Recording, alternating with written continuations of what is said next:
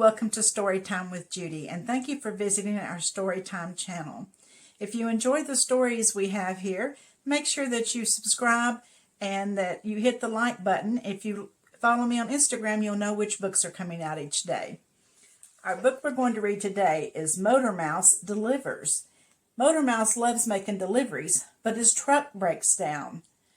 He has to take the city bus to make his deliveries. Let's see how it turns out. Let's get started. All week, Motor Mouse drove around town making deliveries. He was quite good at it, and his customers were always happy to see him. On Mondays, he delivered roses. On Tuesdays, he delivered oats. On Wednesdays, he delivered cloth. And on Thursday, he delivered coffee beans.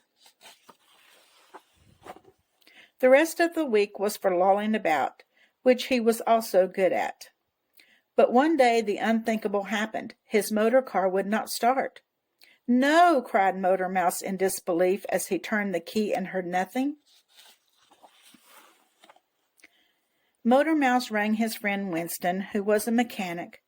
Winston came right over. He looked at the motor car from end to end, then he shook his head. "This car needs a week in the shop," Winston said, patting the car on its hood. "Happens to the best of them." "But today is Rose Day," said Motor Mouse. "How will I make my delivery?" "You can borrow my bug if you like," said Winston.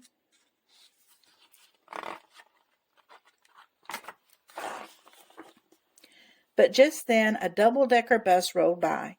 The sign on it said, "We go everywhere." "That's it," said Motor Mouse. "I will take the bus." "The view from the upper deck is quite nice," said Winston. "Yes," said Motor Mouse. The day was looking much better. Winston promised to tow the car to his garage, and Motor Mouse ran to the bus shelter. He found a route map and a timetable inside. Bus 74 would take him to the flower shop to pick up the roses, and Bus 15 would take him to the Sleepy Hen Inn where he always delivered them. It would be an adventurous day.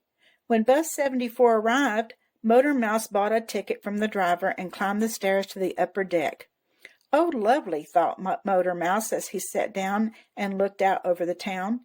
He was practically at the tops of the trees. As the bus rolled along, Motor Mouse admired the views with his fellow passengers. They rode beside the canal, then they crossed the river.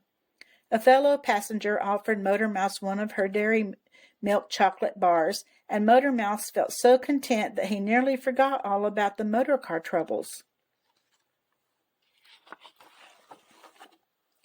At Shaftesbury Station, Motor Mouse gave the conductor his ticket and hopped off to head for the flower shop. He collected a large bunch of roses, then waited for Bus 15.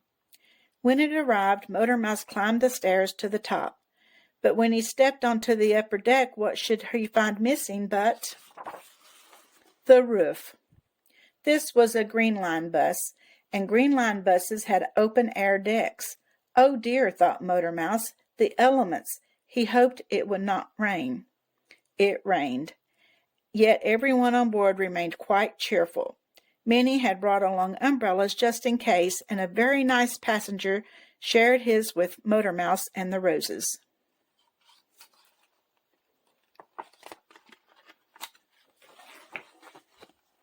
When Motor Mouse finally arrived at the Sleepy Hen Inn, the innkeeper was happy to see him, and she gave him a warm cup of tea in her parlor so he might dry out.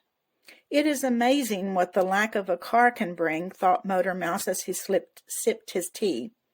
At the end of the day, Motor Mouse walked over to Winston's garage, stopping to buy a dozen fresh scones on the way. How many drivers are lucky enough to have a mechanic as a friend? At the garage, Winston was delighted by the gift. No one had ever brought him scones before. Motor Mouse told Winston about his double-decker day. "Very nice, those upper decks," said Winston. "Yes," said Motor Mouse. Then he said goodbye and he started for home. "Oats delivery tomorrow," thought Motor Mouse as he walked. He pulled a soggy timetable from his pocket. Though he would miss his motor car all week long, Motor Mouse knew that everything was going to be all right. Double-deckers go everywhere, and they are full of kindness. So, Motor Mouse realized that he kind of likes riding the bus, doesn't he? I hope you enjoyed the story, and we'll see you again tomorrow.